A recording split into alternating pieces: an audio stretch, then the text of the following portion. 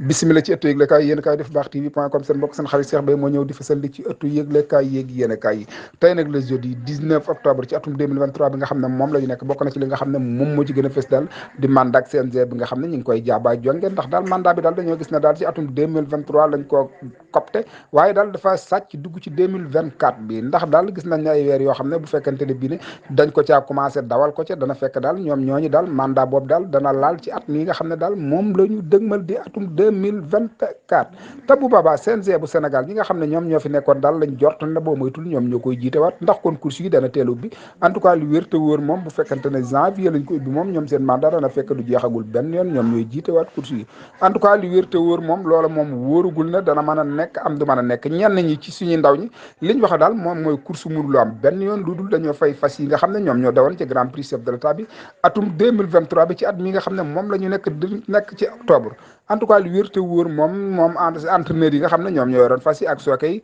ak propriétaires yi nga xam ne ñoom moomoon fas yi daal ñoom ñëpp daal ànd nañu waxandoo daal ne daal course yi daal war nañoo fexe mu nekk ci transparence ndax daal course mënoo koo dawal pendant 3 mois di grand prix chef d'état di course bi nga xam ne moom moo gën a ñoŋ moom moo ëpp doole ci course yi ñu dawal ko ba tolli fii te kenn mënagul a fay wenn wu fas en tout cas moom entraîneur yi sonn nañ jaaxle nañ àgg nañ daal ci jaaxle ba àgg ci lool ndax daal li wér te wóor ñoom yaakaaruñu woon ne mbir mi dana àgg fii en tout cas moom gis nañ ne daal at mi daal mooy at mi gën a yéex ci at mu fi mas a jaar ci fay fas yi ci grand prix chef de l'état depuis 1965 ak léegi en tout cas lii moom musul am li waral nag mu am nag wax nañ ne daal dafa am fas yoo xam ne daal dañ leen a tuumaaloon waaye tuumaal boobee daal dafa mel ne daal ñu ko doon wax dafa mel ne xaw nañ caa daw deuxième génn nañ ci waaye ñi nga xam ne ñoom leen ko tuumaaloon ñoom ñooñu ñoo bàyyeegul benn yoon ndax daal nee nañ donte waxuñu sax fay waaye dañoo bëgg yëfi daal tege ci transparence leer nañ ba bu ëllëgee képp kuñ koy tuumaal mu nekk lu wér te wóor